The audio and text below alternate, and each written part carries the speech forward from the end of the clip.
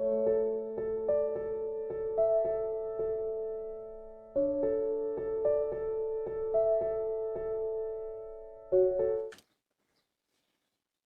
galerinha da ETEP, estamos aqui para ministrarmos mais uma aula. Que alegria poder tê-la aqui, nossos queridos alunos, queridas alunas.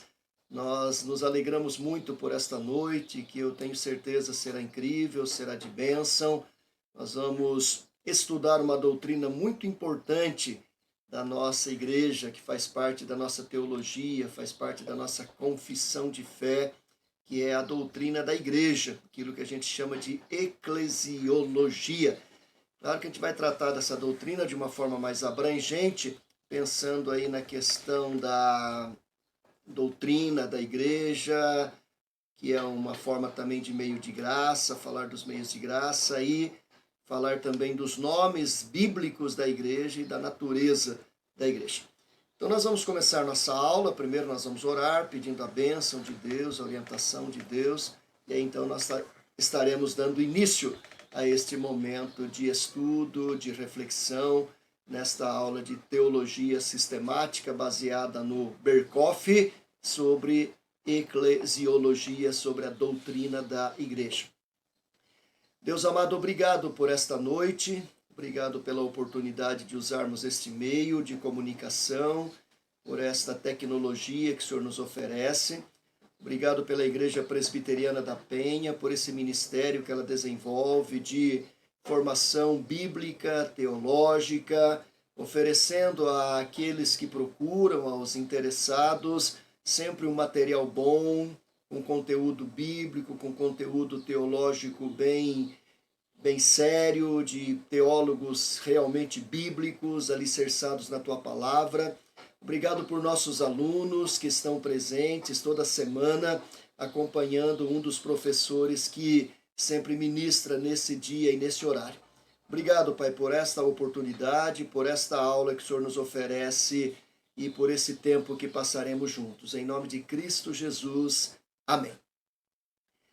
Bem, sejam todos bem-vindos. Nós estamos iniciando a nossa aula de hoje e, como eu disse, nós vamos falar sobre eclesiologia, sobre a doutrina da igreja. Então, nós vamos começar aí a falar sobre esse tema.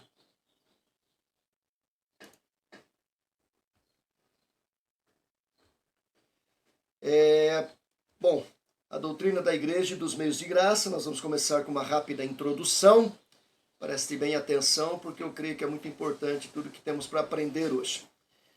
A primeira coisa que eu gostaria de falar é que a doutrina da igreja ela está fundamentada na obra de Jesus Cristo e nas doutrinas da salvação, da soteriologia, ou seja, para eu entender a doutrina da igreja, da eclesiologia, eu preciso que tudo aquilo que nós já aprendemos sobre cristologia, a doutrina de Cristo, e sobre soteriologia, a doutrina da salvação, todas aquelas informações, aquelas aulas estejam bem nítidas na minha mente, no meu coração.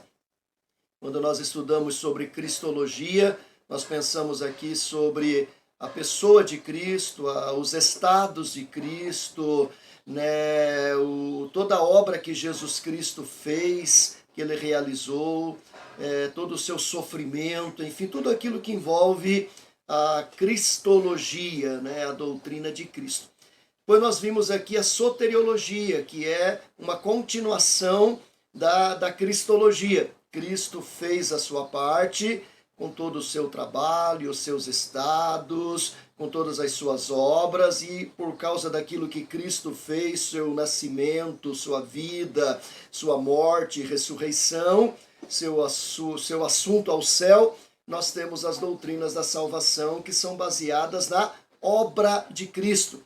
E aí nós temos, desde o início, né, a questão da eleição, predestinação, depois a regeneração, novo nascimento, arrependimento e fé, que é a conversão, depois a justificação, adoção, santificação, perseverança dos santos e depois, por fim, a glorificação.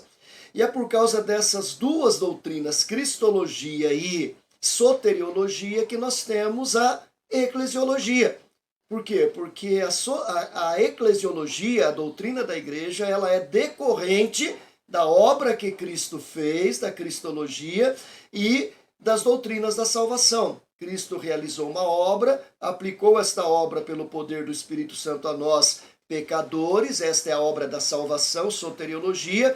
Houve um grupo de pessoas que se converteu pelo poder do Espírito Santo aplicando a obra de Cristo, e todos estes convertidos, justificados, adotados, santificados, vão compor agora aquilo que nós chamamos de igreja, a igreja de Cristo. Então, a eclesiologia está baseada nisso, por isso que essa primeira frase, a doutrina da igreja, está fundamentada na obra de Jesus Cristo e nas doutrinas da soteriologia, que são resultado da cristologia, pois a igreja é o resultado natural de tudo que Cristo fez para a salvação do pecador. Segundo Berkoff, a concepção reformada calvinista é que Cristo, pela operação do Espírito Santo, reúne homens consigo, dota-os da verdadeira fé e assim constitui a igreja como seu corpo, a communio fidelium ou sanctorum, comunhão dos fiéis ou comunhão dos santos. Então, segundo Berkoff, tudo aquilo que eu falei antes, ele resume nesta frase, é esta obra de Cristo pelo poder do Espírito Santo, trazendo para si essas pessoas que foram salvas pela obra de Cristo na cruz do Calvário. A posição da ICAR. Você pergunta, pastor, o que é ICAR? ICAR é a Igreja Católica Apostólica Romana. Mas como é muito grande a gente ficar falando de Igreja Católica Apostólica Romana, a partir de agora, quando eu falar ICAR, entenda Igreja Católica Apostólica Romana. A posição da ICAR, então, de acordo com a concepção da ICAR, o estudo da Igreja precede todas as demais doutrinas, inclusive a doutrina de Deus. Isso porque, segundo a concepção da ICAR, a igreja foi um instrumento da produção da Bíblia e tem precedência sobre ela. Além disso, ela é despenseira de todas as graças sobrenaturais. Não é Cristo quem nos leva à igreja, mas a igreja quem nos leva a Cristo. Toda a ênfase recai não sobre a igreja invisível, como communio fidelium, mas sobre a igreja visível, como mater fidelium, ou seja, mãe dos fiéis ou mãe dos santos, né?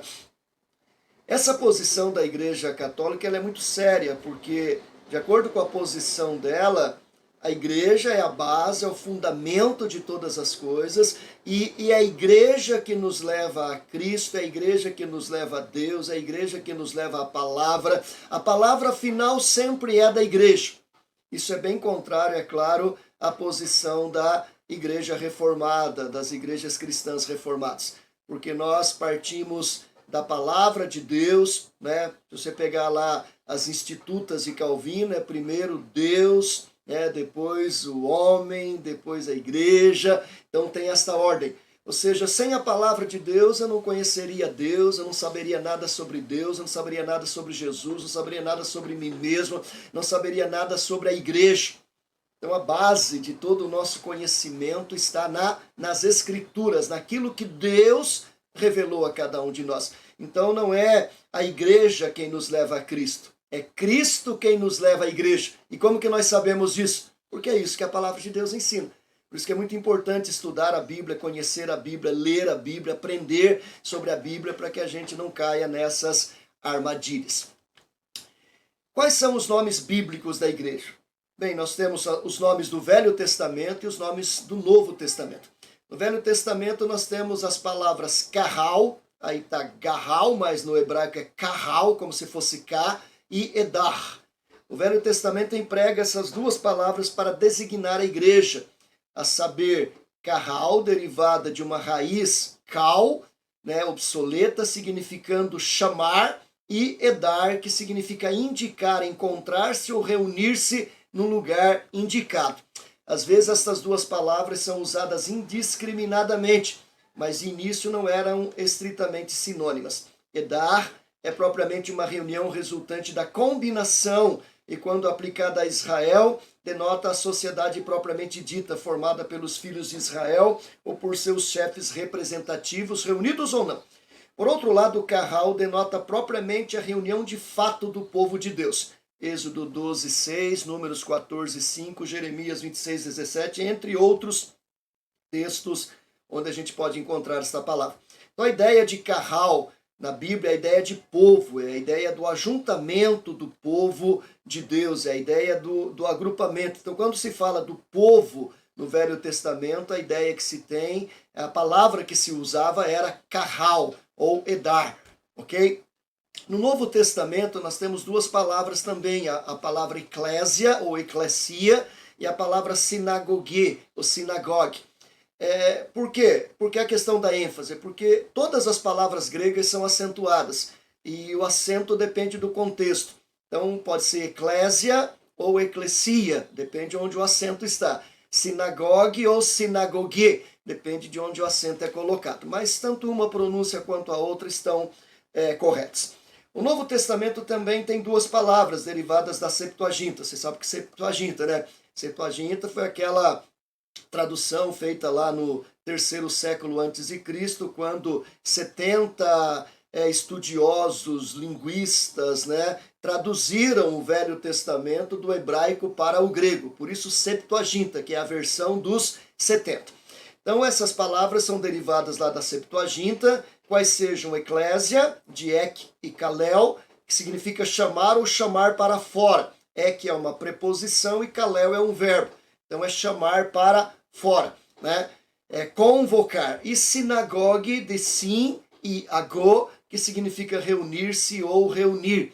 Sinagogue tem como objetivo denotar as reuniões religiosas dos judeus ou os edifícios em que eles se reuniam para o culto público. É bem verdade que depois do decorrer da história, a palavra sinagogue, na nossa língua sinagoga, ficou mais resumida na questão do espaço, do local onde a eclésia se reunia, né? Onde o carral de Deus no Velho Testamento se reunia. Então, a sinagoga deixou de ser o grupo de pessoas e passou a ser o lugar onde aquele grupo de pessoas se reunia. O termo eclésia designa a igreja neotestamentária, embora nos poucos lugares denote assembleias civis também. Ou seja, essa palavra eclésia tanto vale para o contexto religioso como para o contexto civil, um ajuntamento de pessoas numa assembleia, para uma reunião qualquer, né, para tomar qualquer decisão, também poderia ser usada como eclésia. A preposição ek de eclésia, que vem do verbo ekkalel, muitas vezes é interpretada no sentido de dentre as massas do povo comum. Então chama um grupo de pessoas, de uma massa de gente, esse grupo sai e forma uma eclésia, forma esta reunião, né? E no nosso caso, seria a igreja, aqueles que foram salvos, eleitos por Deus, aqueles que receberam toda a obra de Cristo e toda a doutrina da salvação, como eu disse no início do nosso estudo. A ideia é designar a igreja de Cristo, todos os salvos, todos aqueles que vão habitar com Cristo na cidade santa. Por isso que é importante, então, entender a cristologia e a soteriologia, porque a igreja nada mais é do que o resultado dessas duas primeiras doutrinas que nós estudamos nas aulas anteriores. Outros nomes bíblicos da igreja. O Berkhoff afirma que o Novo Testamento contém vários designativos figurados da igreja, cada qual ressaltando algum aspecto particular da igreja. Então a igreja, a palavra usada para a igreja é eclésia, o sinagogue, mas a gente usa outros nomes para designar a igreja, como corpo de Cristo, né, como templo do Espírito Santo ou de Deus, como a Jerusalém celestial, como a coluna e baluarte da verdade. Eu não vou explicar isso porque todos nós sabemos o que é isso. O corpo de Cristo são todos aquelas pessoas salvas, lavadas no sangue do Cordeiro, né? Templo do Espírito Santo somos cada um de nós, indivíduos, enquanto pessoas, o Espírito habita em mim.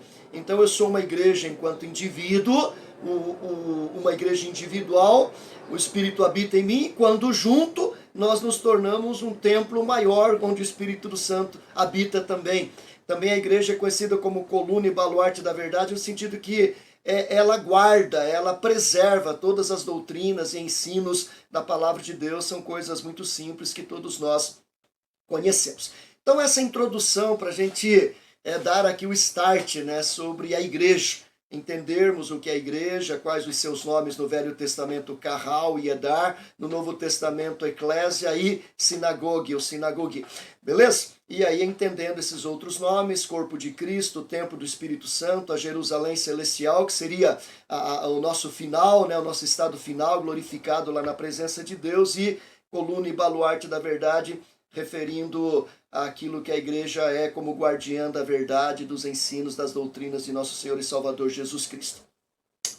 Bom, vamos pensar um pouquinho da doutrina da igreja na história, como que tudo isso que eu falei até agora, que poderia encerrar a aula aqui e você já saberia o que é a igreja, é só se aprofundar nessas verdades todas. Mas como que isso se desenvolveu no decorrer dos séculos até os nossos dias de hoje? Então, em primeiro lugar, antes da reforma. Antes da reforma, nós temos o período patrístico, né, que é conhecido como o período dos pais da igreja, Atanásio, Eusébio, Agostinho, né, todas aquelas personagens que compuseram aqueles 5 séculos ali depois de Cristo, antes de entrarmos naquilo que a gente chama de Idade Média ou Idade das Trevas, quando a igreja saiu totalmente do trilho depois de Constantino, né, quando ele uniu o Império Romano com a igreja se perverteu e veio a surgir aquilo que a gente chama hoje de Icar, que você já sabe o que é. Pelos chamados pais apostólicos e pelos apologetas, a igreja é geralmente apresentada como a communio sanctorum, ou seja, a comunidade dos santos. O povo de Deus que ele escolheu por possessão. Não se viu logo a necessidade de fazer distinções. Mas já na segunda parte do século houve uma mudança perceptível. O surgimento de heresias tornou imperativa a enumeração de algumas características pelas quais se conhecesse a verdadeira igreja católica. Entenda que o católica aqui não tem nada a ver com a ICAR, tá? Católica aqui significa a igreja universal, a igreja como um todo, tá bom? Isso teve a tendência de fixar a atenção na verdadeira... Oh, meu Deus. Isso teve a tendência de fixar a atenção na manifestação externa da igreja. Começou-se a conceber a igreja como uma instituição externa, governada por um bispo como sucessor direto dos apóstolos e possuidor da tradição verdadeira. Nesse período surgiram várias seitas, como montanismo, novacionismo e donatismo, que buscavam fazer da santidade dos membros da igreja sua marca de verdadeira igreja. Eu não vou explicar cada um desses movimentos, isso aí é uma outra matéria, né? São heresias que foram tratadas lá nos concílios de Nicéia, concílios de Constantinopla e outros concílios que foram debatidos por homens, né? Combatidos por homens como Eusébio, Atanásio, Agostinho, entre outros, que depois você pode estudar e ver o significado de tudo isso. Mas o que essas seitas, né, queriam fazer? Elas queriam entender que a marca principal da igreja estava no fato da santidade dos membros da sua igreja.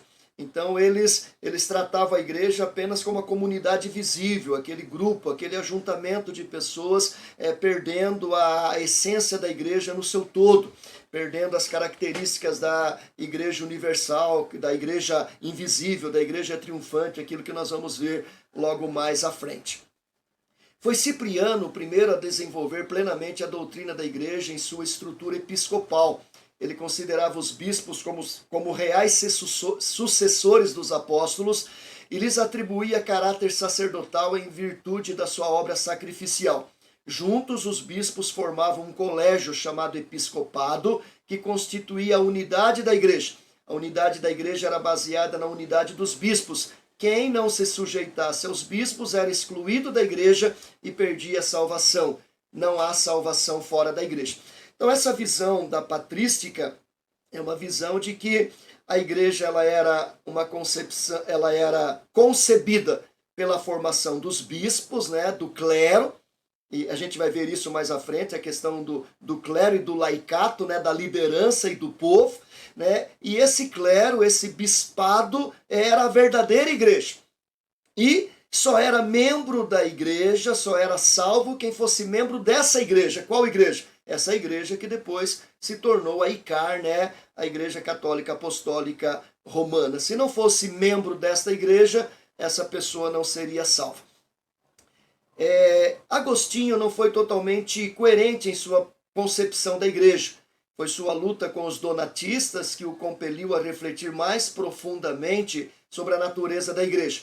De um lado, ele se mostra um predestinacionista, que concebe a igreja como a companhia dos eleitos, a communio sanctorum, que tem o Espírito de Deus e, portanto, são caracterizados pelo amor verdadeiro. O importante é ser membro vivo da igreja assim concebida e não apenas pertencer a ela num sentido meramente externo. Ou seja, Agostinho vai mais fundo. Ele entende que primeiro tem que fazer parte da igreja dos eleitos, daqueles que foram chamados por Deus, ainda que eu não seja membro de uma igreja local, batizado, professo, cumprindo todos os sacramentos. Ou seja, ele já dá mais uma aprofundada nessa questão de separar a questão da igreja externa, visível, e da igreja interna, né, a igreja invisível. Por outro lado, ele é o homem da igreja, que adere à ideia da igreja defendida por Cipriano, ao menos em seus aspectos gerais.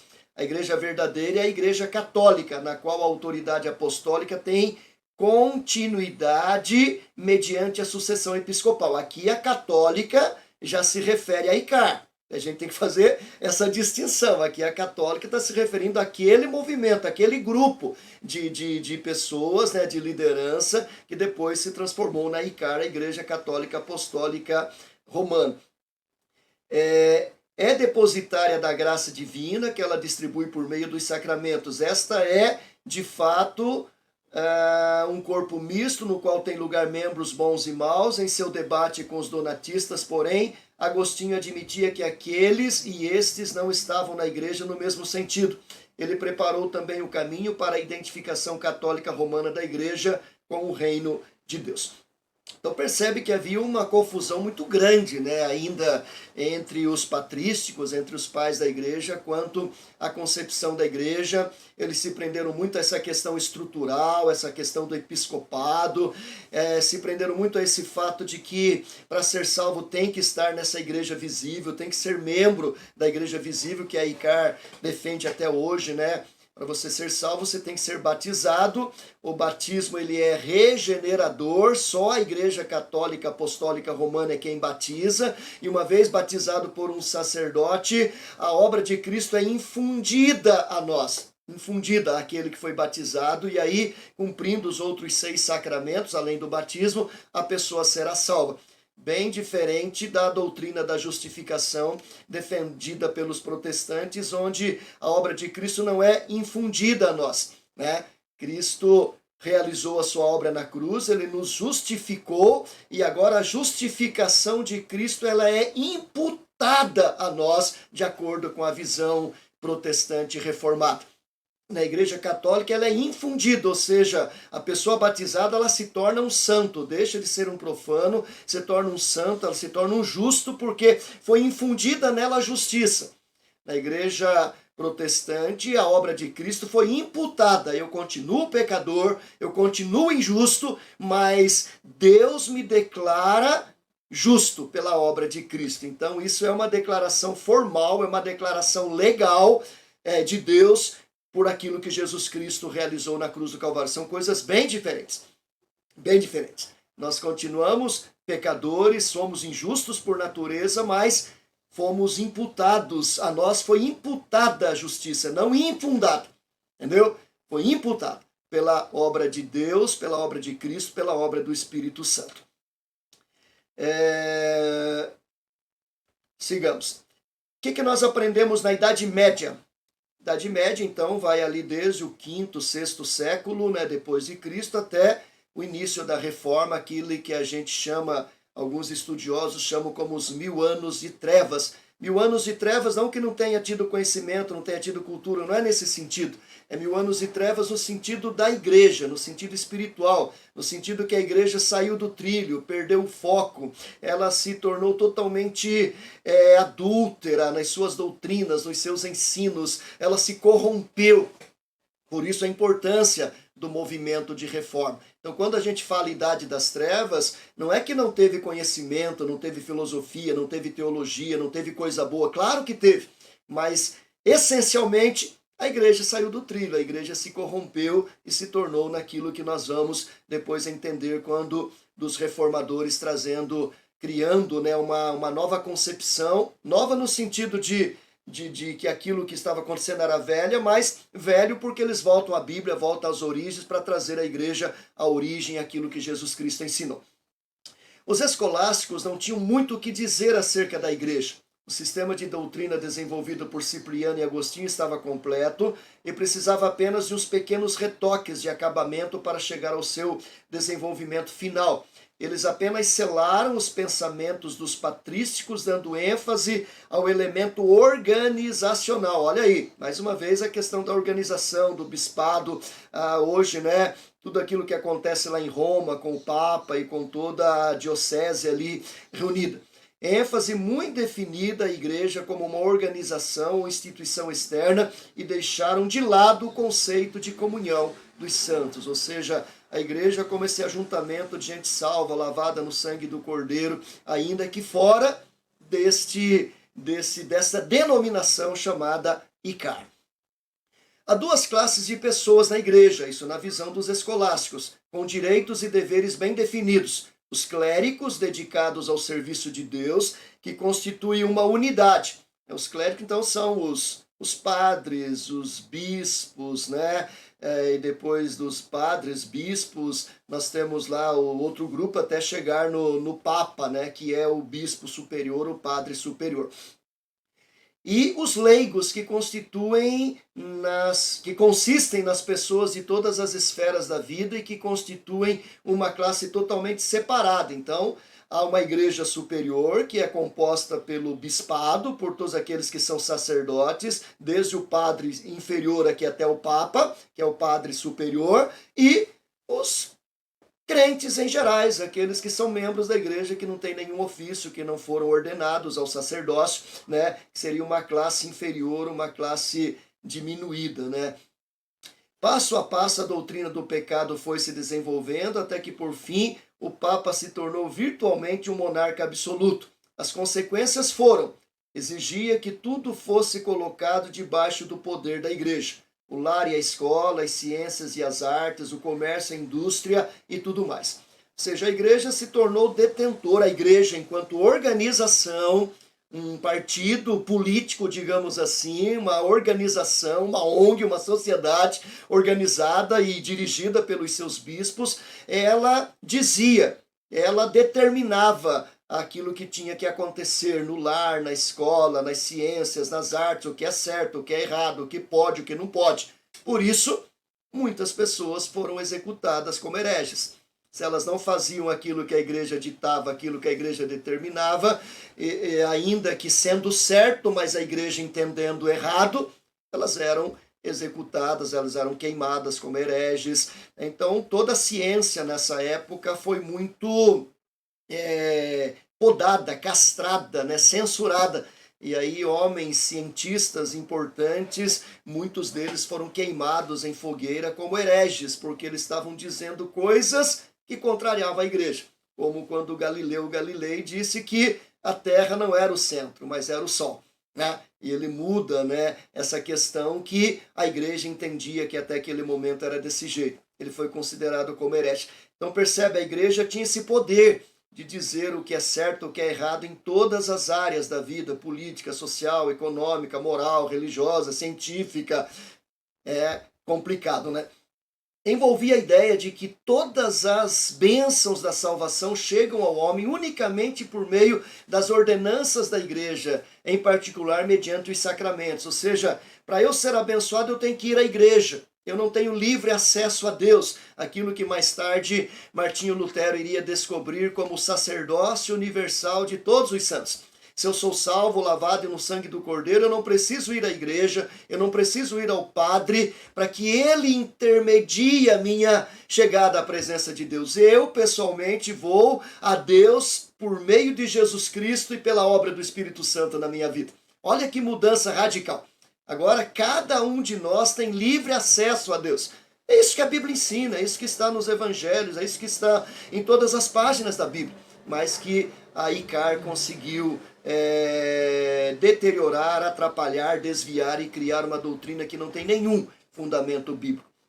Levou à gradual secularização da igreja, visto que esta começou a dar mais atenção à política do que à salvação dos pecadores, e finalmente os papas reivindicaram domínio sobre os governantes seculares também.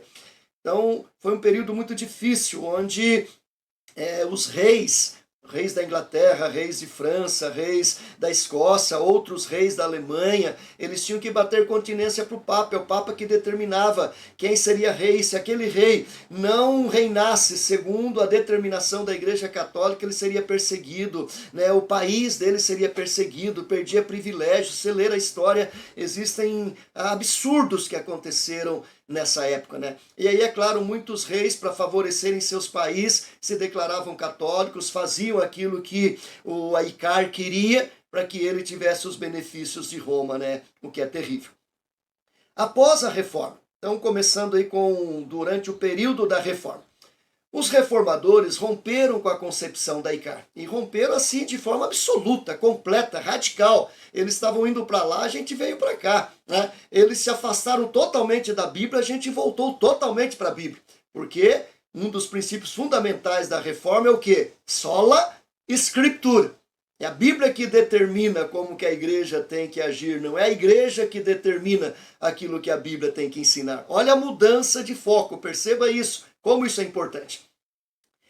Então os reformadores romperam com a concepção da ICAR de uma igreja infalível e hierárquica, de um sacerdócio especial, a salvação por intermédio dos sacramentos. Lutero considerava a igreja como a comunhão espiritual daqueles que creem em Cristo. Restabeleceu a ideia escriturística do sacerdócio de todos os crentes, defendia a unidade da igreja, mas distinguia dois aspectos dela, um visível e outro invisível. A gente vai ver isso bem claro na frente, quando a gente chegar na questão da igreja visível, invisível, triunfante e militante, tá bom? Aqui a gente só vai dar uma pincelada. Ele teve o cuidado de assinalar que não existem duas igrejas, mas simplesmente dois aspectos da mesma igreja. A mesma igreja é ao mesmo tempo visível e invisível, militante e triunfante, ok?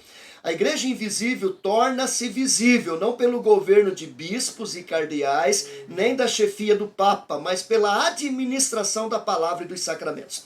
Então, a igreja invisível, que bom, a gente vai ver isso mais para frente, não vou falar, ela se torna visível no desenvolvimento dos seus ofícios, na pregação, no exercício dos sacramentos.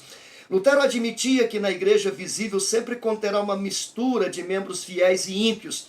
Os anabatistas não ficaram satisfeitos com a posição de Lutero e insistiam numa igreja só de crentes. Em muitos casos, eles zombavam da igreja visível e dos meios de graça. Além disso, exigiam completa separação de igreja e Estado. Você sabe, né, os anabatistas, depois é o movimento do qual surgiram as igrejas batistas, principalmente, onde eles dizem que na igreja só tem gente salva, gente crente, na igreja visível, na igreja militante. E nós, reformados calvinistas, entendemos que na igreja visível tem tanto gente salva quanto não salva, mas a gente vai ver isso mais à frente. Calvino e os teólogos reformados estavam de acordo com Lutero quanto à confissão de que a igreja é essencialmente uma communio sanctorum, uma comunhão dos santos. Todavia, eles não procuravam, como os luteranos, a unidade e a santidade da igreja, primeiramente nas ordenanças objetivas da igreja, tais como os ofícios, a palavra e os sacramentos, mas sobretudo na comunhão subjetiva dos crentes. Então há uma distinção aqui, né? Onde Calvino vai entender que qualquer crente nascido de novo, que tem a obra do Espírito na sua vida e que tem comunhão com outro crente, ele pode formar esta comunhão dos santos, né? E é nesta comunhão dos santos que se dá a unidade e a santidade da igreja, independente da questão lá da palavra, dos sacramentos. Distinguiu também entre um aspecto visível e um aspecto invisível da igreja, embora de maneira ligeiramente diversa. Ademais, encontrava as verdadeiras marcas da igreja não somente na correta administração da palavra e dos sacramentos, mas também na fiel administração da disciplina da igreja. Então Calvino acrescenta aqui nas marcas da igreja a fiel pregação da palavra, a fiel aplicação dos sacramentos e a fiel aplicação das disciplinas. E a gente vai ver isso no final desta aula, que são as últimas 3 partes do nosso estudo. Mas até mesmo Calvino e os teólogos reformados do século XVII fomentaram, em certa medida, a ideia de sujeição da igreja ao Estado. Contudo, estabeleceram uma forma de governo da igreja que propiciava maior grau de independência e poder eclesiásticos que o que se conhecia na igreja luterana. Então a gente tem aqui essa ideia de que a igreja ela estava sujeita ao Estado em certo sentido, mas que ela era independente em outro sentido, ou seja, naquilo que tange a pregação da palavra, a aplicação dos sacramentos e a aplicação da disciplina, a igreja é a autoridade última. Naquilo que tange as leis do Estado, as leis do casamento, né, as leis de família, as leis civis, as leis penais, a igreja, ou seja, o crente está sujeito ao Estado. Todos nós estamos. Né? Se eu desrespeitar uma lei de trânsito e eu for multado, eu não posso chegar lá em nome da igreja e dizer para tirar a multa. Né? Se eu cometer um crime, eu tenho que responder esse crime de acordo com as leis do Estado. Então, nesse sentido, a igreja está sujeita ao Estado. No sentido daquilo que compete a ela não está sujeita ao Estado. Mas também ela não pode impor aquilo que está sujeito a ela ao Estado, como a igreja, a ICAR, fazia, né, e tenta fazer até hoje. Durante e após o século XVIII. Durante o século XVIII, o racionalismo também fez sentir sua influência sobre a doutrina da igreja. Era indiferente em matéria de fé e não tinha entusiasmo pela igreja, que ele colocou a par com outras sociedades humanas, até negava que Cristo tivesse a intenção de fundar uma igreja no sentido geralmente aceito da palavra. Houve uma reação pietista ao racionalismo, no metodismo, mas o metodismo em nada contribuiu para o desenvolvimento da doutrina da igreja. Em alguns casos, ele procurou força na repreensão lançada às igrejas existentes, e em outros adaptou-se à vida destas igrejas. Para Schleiermacher, a igreja era essencialmente a comunidade cristã, o corpo dos crentes animados pelo Espírito. Ele via pouca utilidade na distinção entre a igreja visível e invisível e via a essência da igreja no espírito de companheirismo cristão. Quanto mais o Espírito de Deus penetrar a totalidade dos crentes cristãos, menos divisões haverá e mais perderão elas a sua importância. Ou seja, durante o período do racionalismo, né, já no final aí desse movimento, depois do iluminismo, aquela coisa toda, a gente vê uma digressão na igreja. A igreja se seculariza, ela perde o seu real fervor espiritual. Alguns movimentos surgem, como o movimento pietista, tentando resgatar aquele fervor da igreja, mas para muitos, na visão de Schleiermacher, a igreja é apenas uma comunidade de pessoas diferenciadas que tem o Espírito Santo e que é mais forte quando expressa amor. Amor em obras sociais, em caridade. Aí vem todas aquelas doutrinas, né, de investir no pobre, investir nos carentes, né? Toda essa ideia de salvação, às vezes, pelas próprias obras, ou como manifestação da salvação nessa questão das boas obras. Bom, então nós tivemos aí um pouco da história daquilo que aconteceu desde os pais da igreja até quase o século XX, sobre o que eles pensavam a respeito da igreja. Agora vamos ver aí no próximo tópico a natureza da igreja. Então, a natureza ou a essência da igreja na concepção da ICAR. Os crentes da igreja primitiva falavam da igreja como a communio sanctorum, ou seja, a comunhão dos santos. Logo no início já deram expressão à essência da igreja. Porém, no fim do segundo século, como resultado do surgimento de heresias, a questão quanto à verdadeira igreja os levou a fixar atenção em certas características da igreja como instituição externa. Então, tudo aquilo que eu já falei lá de Cipriano, de Agostinho, depois do pessoal que vem depois da patrística, né, a escolástica, que também simplesmente validou, chancelou aquilo que eles tinham dito, criando então aquilo que nós conhecemos como a ICAR, né? Bem no finalzinho aqui diz: os católicos romanos definem a igreja como a congregação de todos os fiéis que, sendo batizados na ICAR, professam a mesma fé, participam dos mesmos sacramentos e são governados por seus legítimos pastores, sob um chefe visível na terra, que é o Papa. Há uma distinção entre o clero e o laicato, sendo que a verdadeira igreja é representada pelo clero, que participa diretamente dos atributos da igreja, e o laicato indiretamente. Ou seja, a verdadeira igreja, dentro da visão da ICAR, é todo o bispado. Todo o bispado é quem é a verdadeira igreja. E a membresia que frequenta lá todo dia é uma classe inferior de cristãos que não representa a verdadeira igreja. A essência da igreja na confissão ortodoxa grega, né? Se percebe que lá em 1025 houve uma separação entre a igreja católica apostólica romana e a igreja ortodoxa grega. Elas romperam e criaram duas igrejas com dois líderes, dois papas, né? Um em Roma e outro lá na Rússia, né? Onde esta igreja se fortaleceu.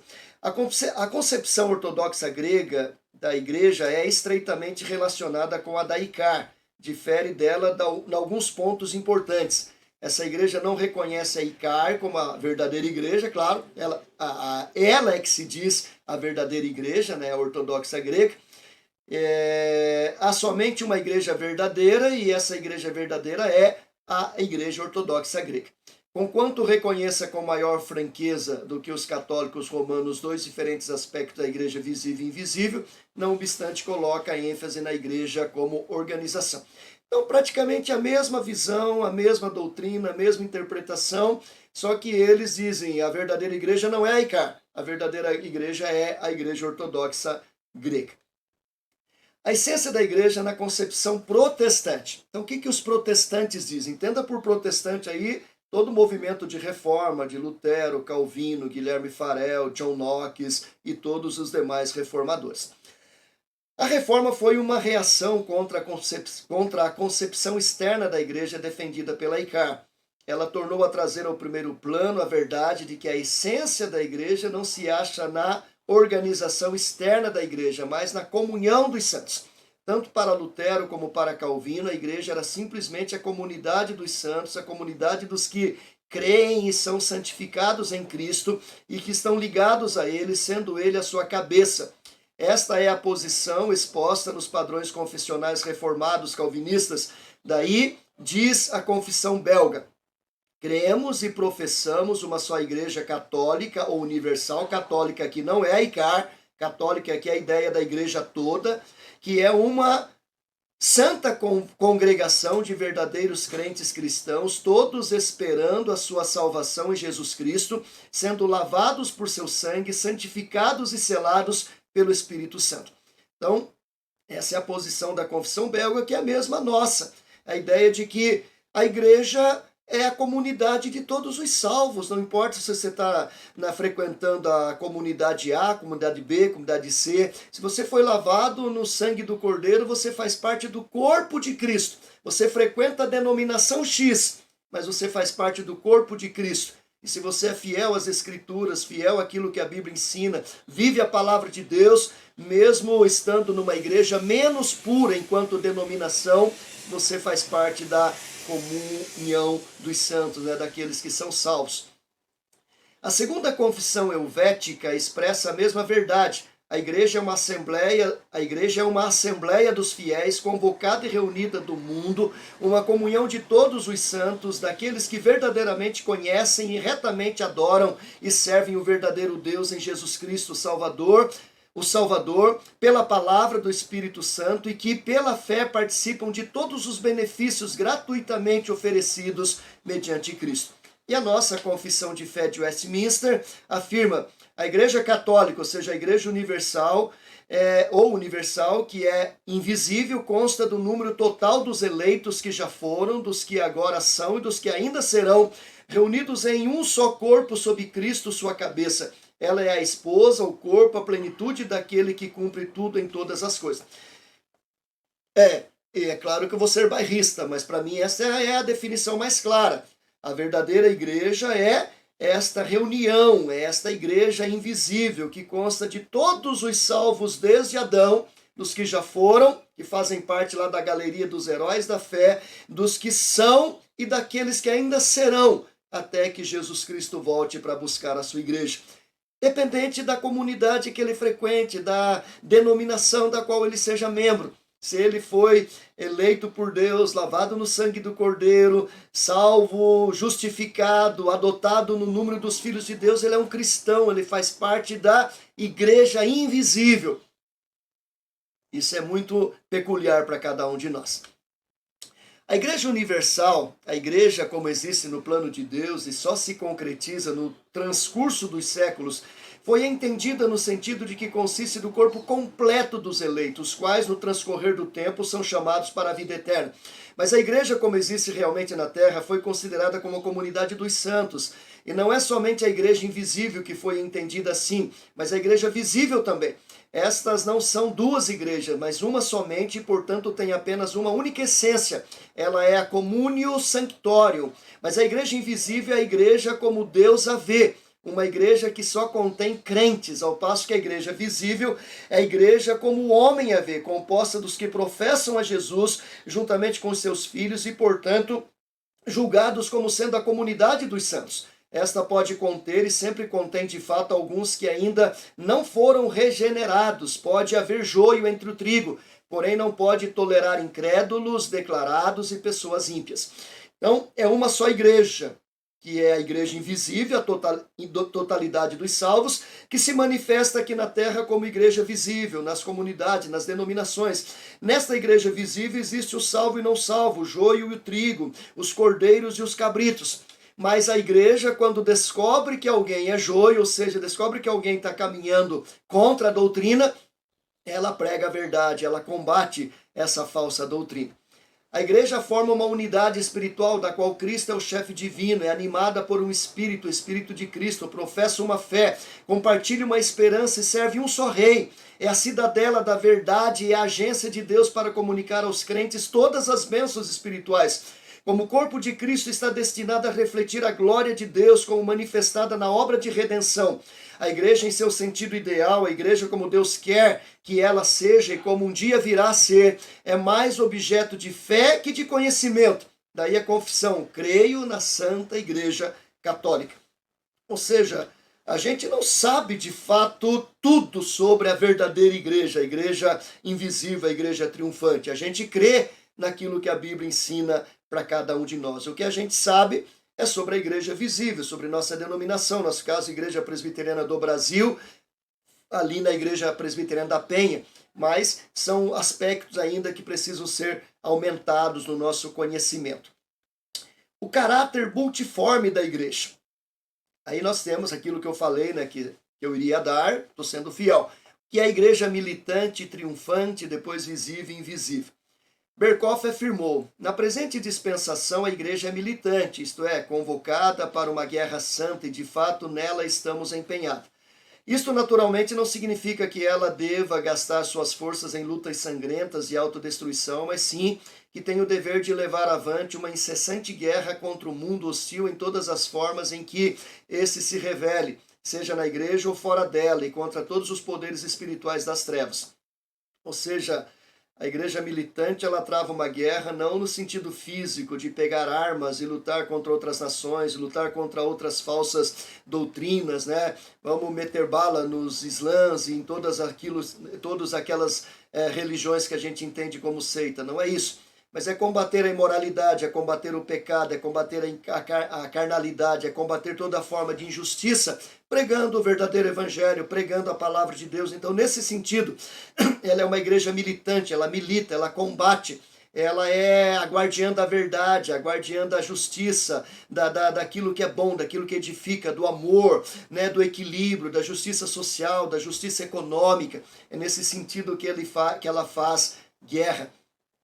A igreja não pode passar o tempo todo em oração e meditação, embora estas práticas sejam tão necessárias e importantes, nem tampouco deve parar de agir no pacífico gozo da sua herança espiritual. Ela tem que estar engajada com todas as suas forças nas pelejas do seu Senhor, combatendo numa guerra que é tanto ofensiva como defensiva.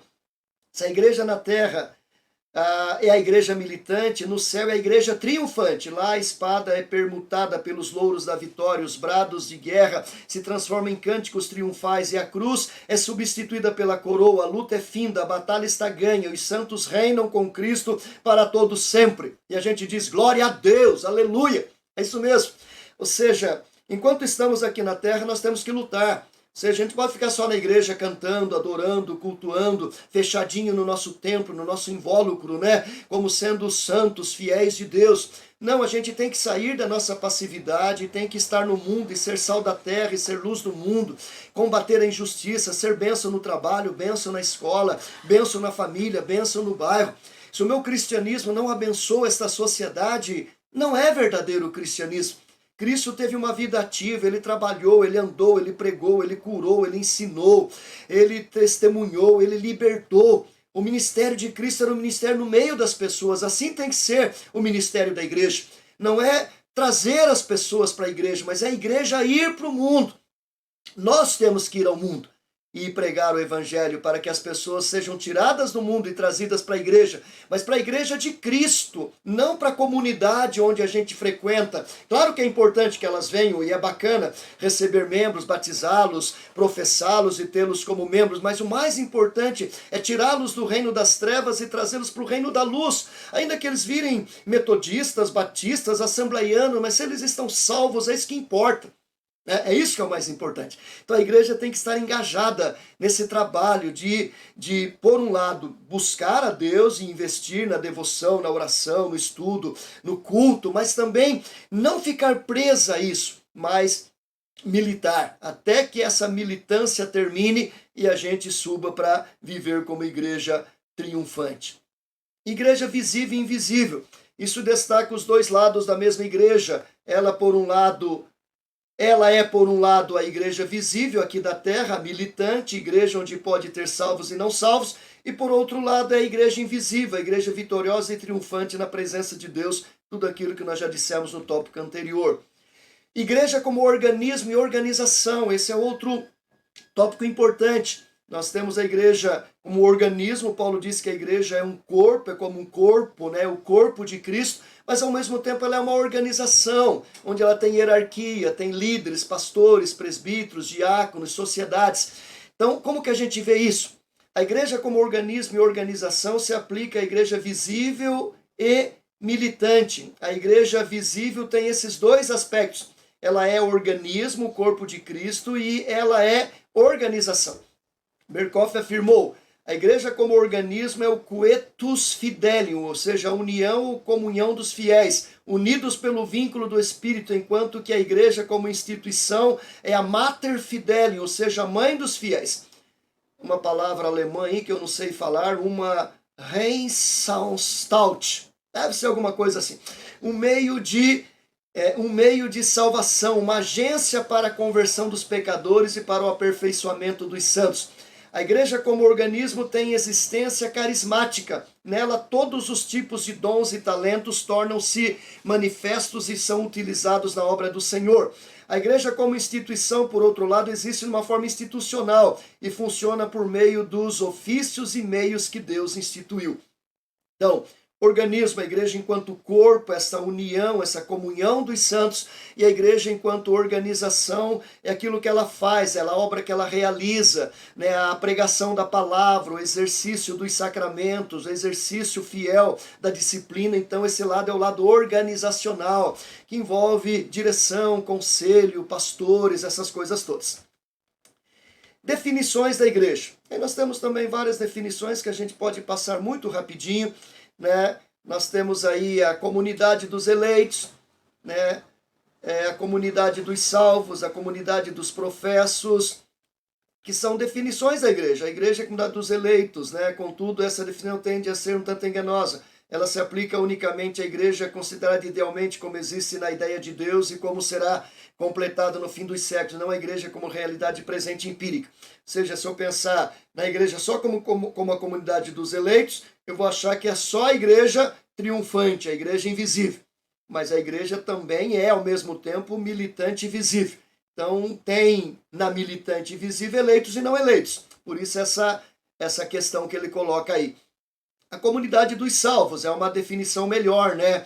Para fugir à objeção levantada contra a definição anterior, gradualmente se tornou costumeiro definir a igreja do ponto de vista de alguma característica espiritual subjetiva, daqueles que pertencem a ela, especialmente a vocação eficaz ou a fé, incluindo essa característica em acréscimo à eleição. Assim, a igreja foi definida como a agremiação dos eleitos que são chamados pelo Espírito de Deus, como corpo dos que efetivamente são chamados, ou ainda mais comumente como a comunidade dos crentes ou fiéis. E mais específico ainda, a comunidade dos professos, que dizem que alguns definem a igreja como a comunidade dos que são batizados e professam a verdadeira fé, ou como a comunidade dos que professam a religião verdadeira junto com os seus filhos. Prontamente se verá que esta é uma definição da igreja conforme a sua manifestação externa.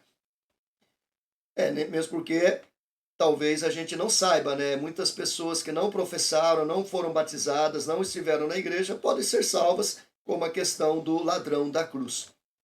A igreja e o reino de Deus.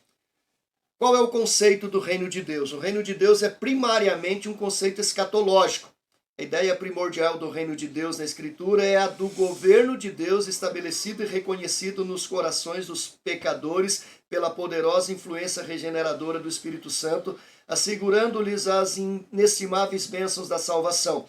Um governo que em princípio é realizado na terra, mas que não chegará à sua culminação antes do visível e glorioso retorno de Jesus Cristo. Sua realização atual é espiritual e invisível. Então, o conceito do reino de Deus é um conceito mais abrangente, é um conceito de governo, da obra que Deus realiza na minha vida.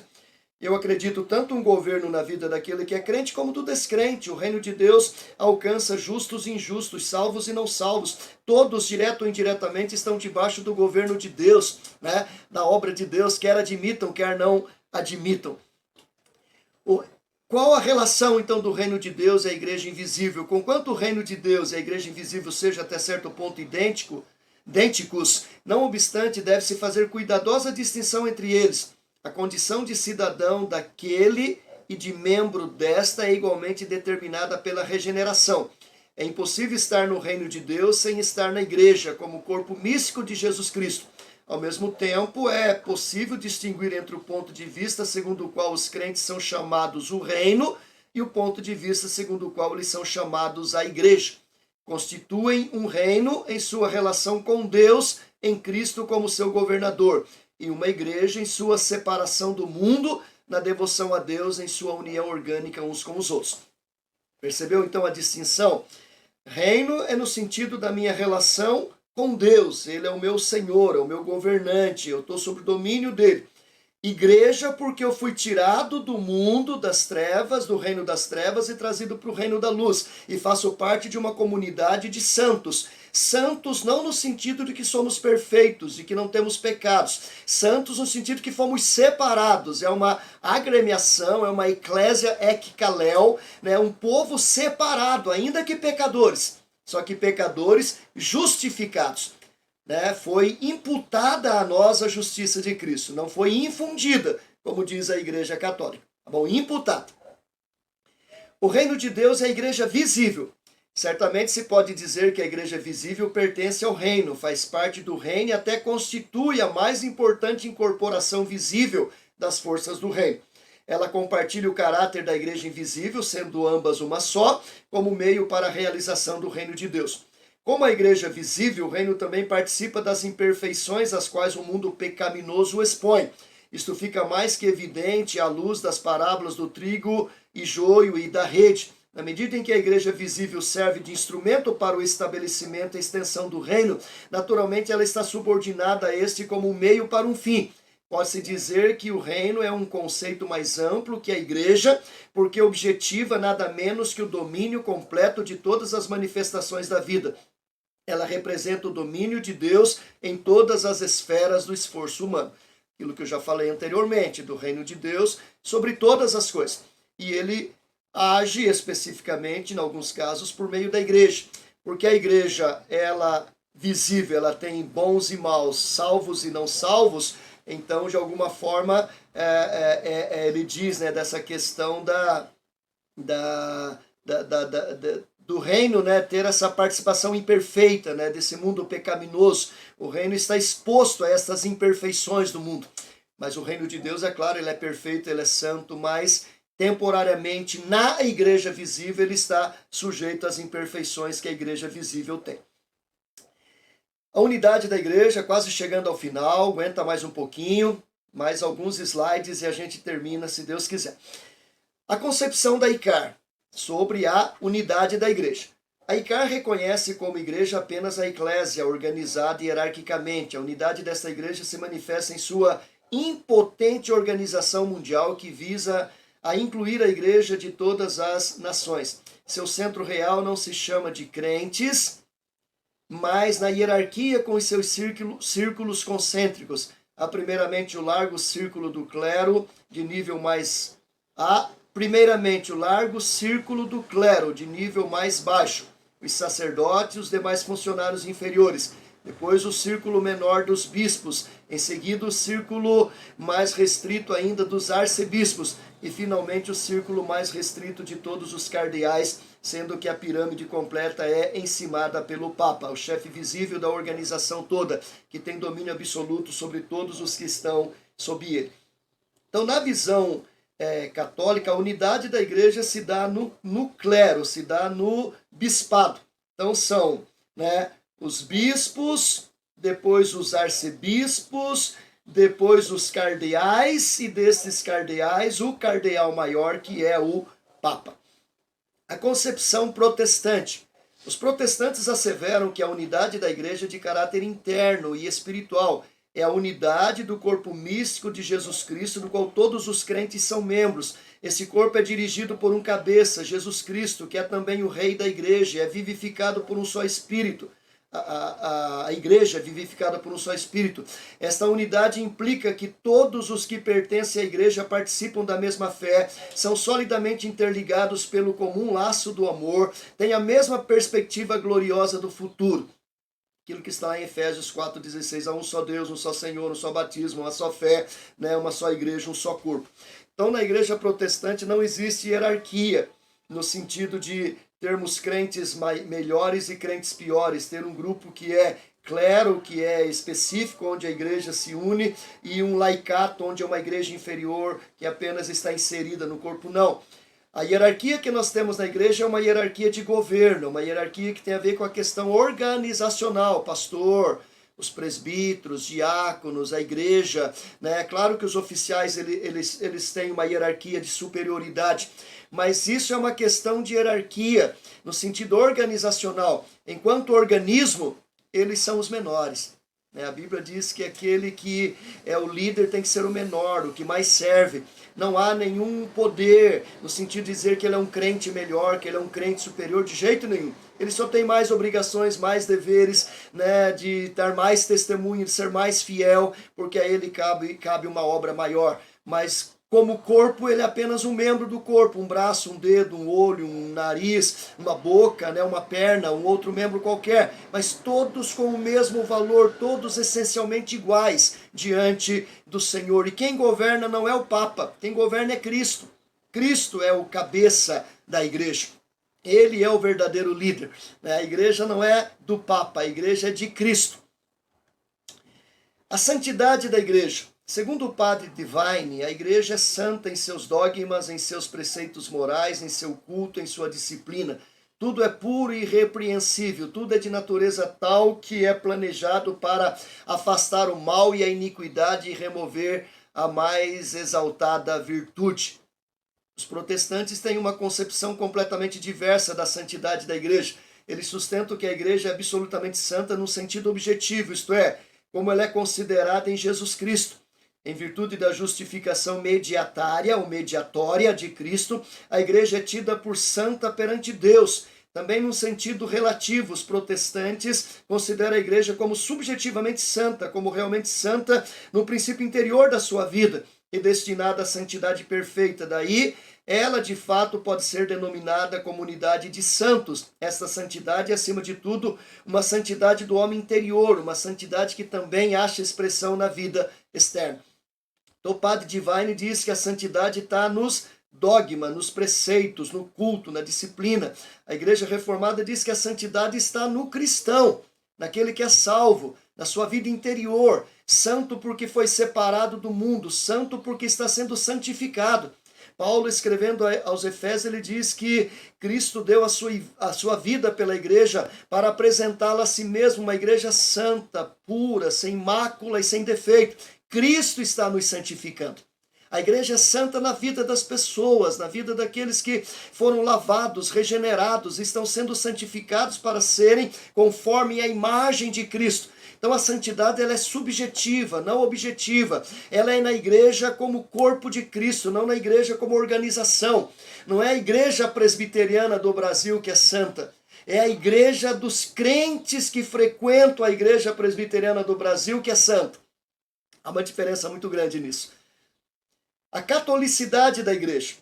Isso aqui também é uma questão importante. Catolicidade tem a ver com a igreja ser universal, né? Todas as línguas, tribos, povos, línguas e nações e de todos os tempos, desde Adão até o final do mundo. A ICAR se apropria do título de catolicidade como se somente ela tivesse o direito de chamar-se católica, como faz com os outros atributos da igreja.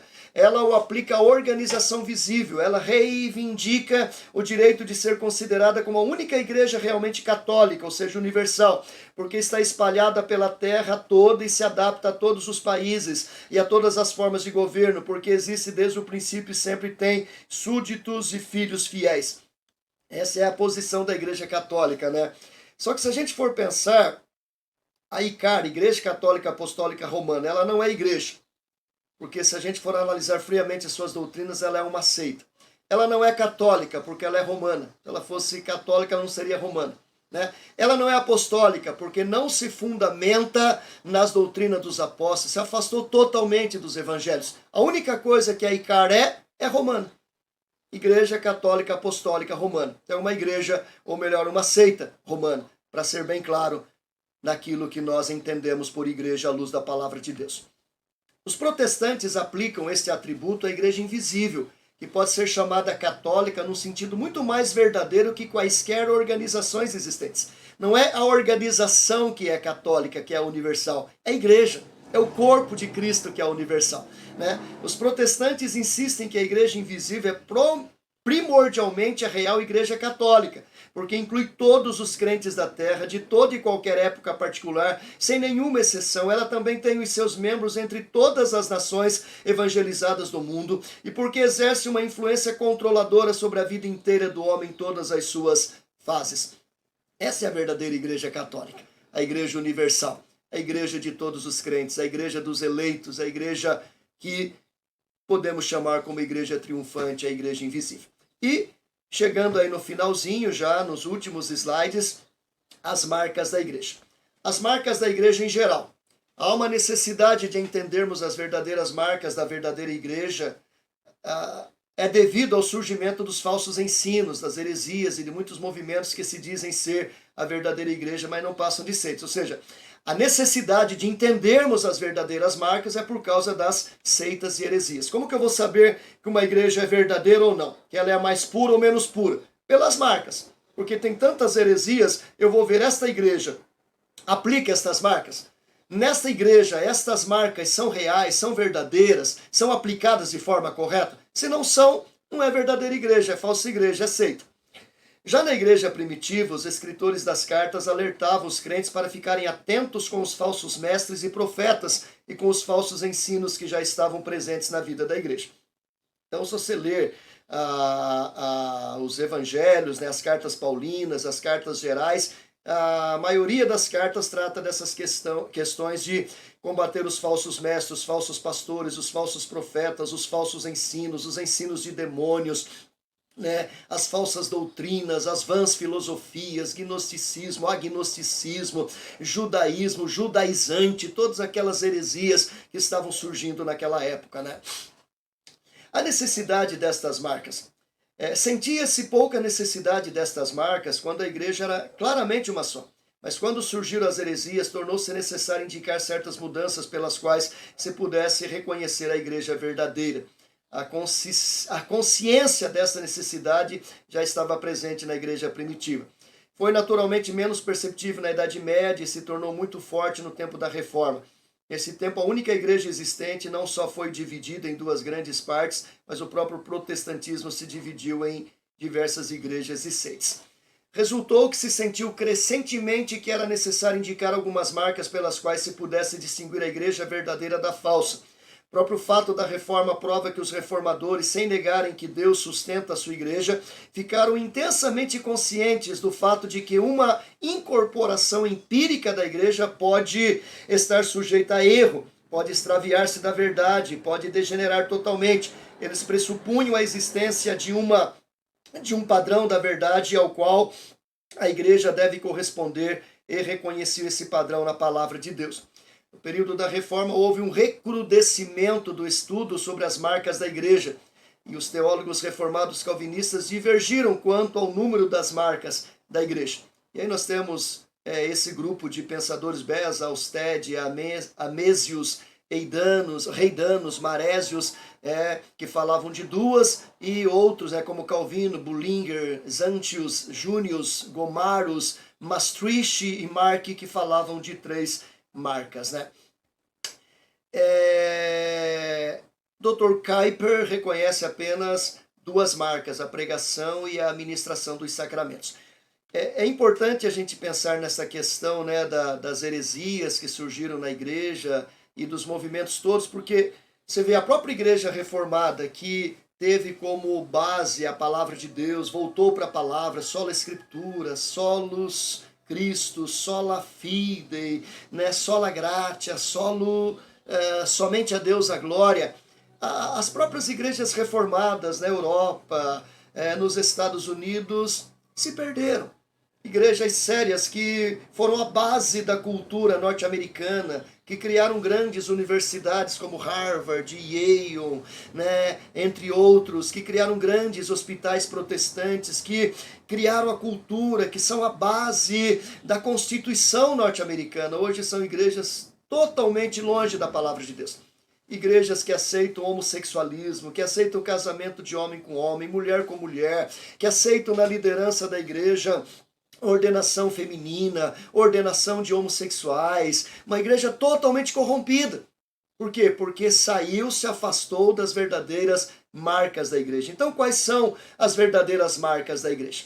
Primeira delas, a fiel pregação da palavra de Deus. Esta é a mais importante marca da igreja.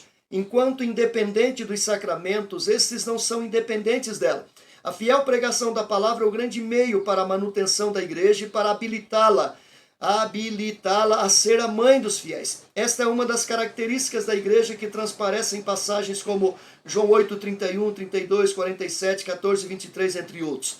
Atribuir esta marca à igreja não significa que a pregação da palavra à igreja terá que ser perfeita para que ela possa ser considerada como igreja verdadeira. Tal ideal é inatingível na terra. Só se pode atribuir à igreja uma relativa pureza de doutrina. Por isso que a gente diz igreja mais pura, igreja menos pura. Mas não igreja totalmente pura. Se ela fosse totalmente pura, não seria mais igreja visível, seria igreja invisível. Não seria mais igreja militante, seria igreja triunfante. Uma igreja pode ser relativamente impura em sua apresentação da verdade, sem deixar de ser uma igreja verdadeira. Ou seja, muitas vezes o pregador pode cometer alguns erros, alguns desvios, mas na essência ele não se afastou das verdades primordiais. Seja, confia num só Deus, tem Jesus como seu único Salvador, tem a obra do Espírito Santo como aquele que capacita, dá dons e ensinos para a igreja, é parte de um princípio básico de conversão e arrependimento verdadeiro, condena todas as formas de pecado, ainda que em alguma coisa ou noutra ele se escorregue, tenha uma visão equivocada. Digamos, questão do milênio. Há 3 posições básicas, amilenismo, pré-milenismo e pós-milenismo. O fato de você ter esta posição, aquela, pode ser mais bíblico ou menos bíblico, mas isso não deforma a fiel pregação da palavra de Deus, não vai fazer a igreja menos pura por causa disso. É questão da forma de batismo. O importante é que se batize. Agora, se vai batizar por imersão ou por aspersão, diferença faz. Você diz que ele foi batizado, nós temos uma opção Nós entendemos ser esta opção a mais correta biblicamente, de acordo com toda a história, todas as interpretações, textos bíblicos, mas o importante é que a pessoa venha, nasça de novo, né? Seja batizada, faça parte do corpo de Cristo. Entendeu? Então essas questões são questões menores. Então a questão da fiel pregação da palavra de Deus é focar nos pontos essenciais. Salvação só por Cristo. Salvação só pela fé. Salvação só pela graça. Não tem boas obras, não tem participação humana, não tem obra da igreja, não é a igreja que salva ninguém, né? Essas questões são essenciais. Se eu sair por aí pregando que você pode ser salvo por boas obras, se eu sair por aí pregando que você pode contribuir para a sua salvação, se eu falar que o sacrifício de Cristo na cruz não foi suficiente e que nós temos que contribuir com ele, aí sim é heresia. E aí eu estou criando uma nova igreja, um novo conceito, um novo evangelho. Aí eu estou apostatando da fé. Então, nesse sentido, a pregação fiel da palavra de Deus. Aí ele vai dizer, mas há um limite além do qual a igreja não pode ir na apresentação errônea da verdade ou na sua pregação. Acabei de falar, né? Na sua negação. Sem perder o seu verdadeiro caráter e tornar-se uma igreja falsa. É o que acontece quando artigos fundamentais de fé são negados publicamente e a doutrina e a vida já não estão mais sob o domínio da palavra de Deus. Então, quando eu me afasto da palavra de Deus, quando eu começo a justificar pela palavra de Deus o adultério, né, o divórcio, né, o aborto, o homossexualismo, aí eu estou caminhando por um terreno que não tem nenhum fundamento bíblico. A correta administração dos sacramentos. Jamais se deve separar os sacramentos da palavra, pois eles não têm conteúdo próprio, mas extrai o seu conteúdo da palavra de Deus. São de fato uma pregação visível da palavra. Nesta qualidade, eles devem ser ministrados por legítimos ministros da palavra, de acordo com a instituição divina, e somente a participantes devidamente qualificados, os crentes e sua semente. Uma negação das verdades centrais do Evangelho naturalmente afetará a adequada administração dos sacramentos e certamente a Igreja de Roma se afasta do modo correto quando separa da palavra de Deus os sacramentos, atribuindo-lhes uma espécie de eficácia mágica e quando permite que as parteiras ministrem o batismo em ocasiões de necessidade. A reta administração dos sacramentos é uma característica da igreja verdadeira. Segue-se da sua inseparável conexão com a pregação da palavra de Deus e de passagens como Mateus, Marcos, Atos, que você pode ver. Ou seja, tanto o batismo quanto a ceia do Senhor, eles têm que ser aplicados e ministrados dentro daquilo que a Bíblia ensina. Eu não posso sair por aí batizando todo mundo.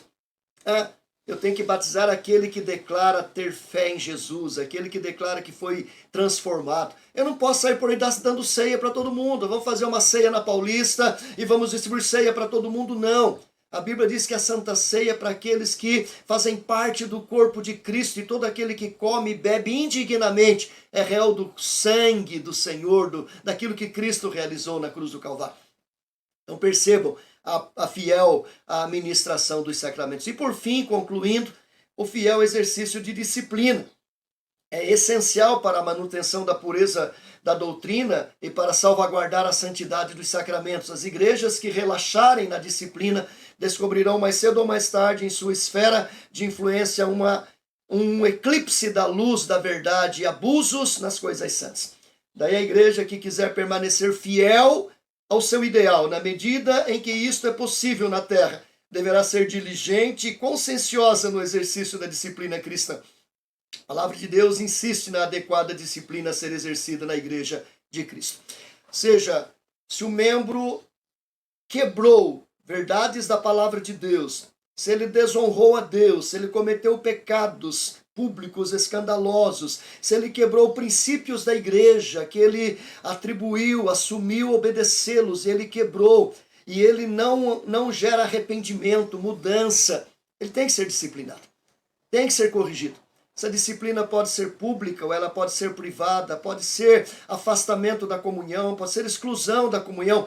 Claro, o conselho vai ter que medir o tamanho do pecado e dar o tamanho da pena. A pena não pode ser maior que o pecado, mas a pena também não pode ser menor do que o pecado.